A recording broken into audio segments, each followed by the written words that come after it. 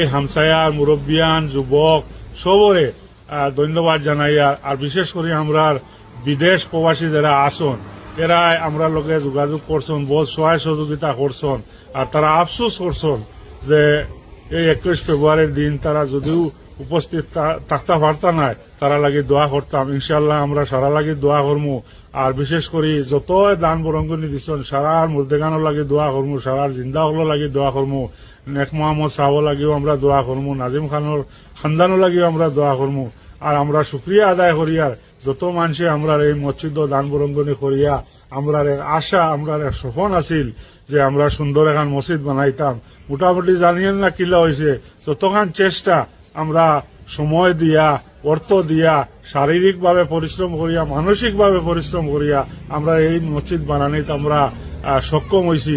গতিকে সারা সহযোগিতা আছে, সারা লাগি দোয়া হইব ইনশাআল্লাহ 21 ফেব্রুয়ারি শুক্রবার। গতিকে আমি সারারে দাওয়াত জানাই আর কমিটির তরফ থাকি, হামসায়ার তরফ থাকি সারা ইনশাআল্লাহ আইতা আইয়া এই দোয়া মেহফিল সাফল্য মণ্ডিত করতাম। 2022 সনের 14 ডিসেম্বর মসজিদের ইয়ান দেওয়া হয়েছিল। আর এই ইয়ান রাখলা আমরা উত্তর পূর্ব ভারতের আমিরে শরিয়ত দারুল উলুম বাসকান্দি মাদ্রাসার শেখুল হদিস আলহাজ শেখ হজরত মৌলানা ইয়াহিয়া সাহেব দামত বরকাতুহুম মুবারক আছে। আর এরপর থেকে লইয়া 2 বছর 2 মাসে মসজিদ আল্লাহর ফজলার করমে, আল্লাহর ইহসান আর দয়ায় মসজিদ গিয়া মুকম্মল হয়েছে। আর আগামী জুম্মার দিন অর্থাৎ 21 ফেব্রুয়ারি শুক্রবারে জুম্মার নামাজের সময় মসজিদ উদ্বোধন করা হইব, ফার্স্ট জুম্মার নামাজ পড়া হইব। আর যেহেতু মসজিদ ইয়ান দিয়া গেছলা আমরা আমিরে শরীয়ত সাহেবজাদা মুহতারাম ইয়াহিয়া সাহেব দাওয়াত বরকাতুহুমে, গতিকে মসজিদের আরম্ভণী খানো বিসমিল্লাহ খানো টান দ্বারা হইব। গতিকে আগামী শুক্রবার করে এই জুম্মার নামাজে উপস্থিত থাকবা হযরত আমিরে শরীয়ত সাহেব দাওয়াত বরকাতুহুম। গতিকে সেক্রেটারি হিসাবে যে হিসাবে কইছেন ওই হিসাবে আমিও সারার শুকরিয়া আদায় করি।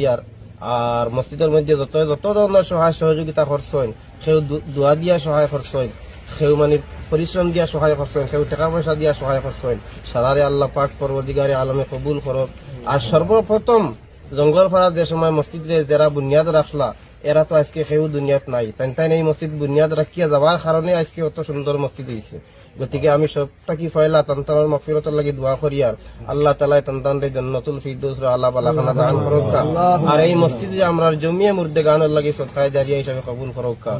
আল্লাহুম্মা আমিন।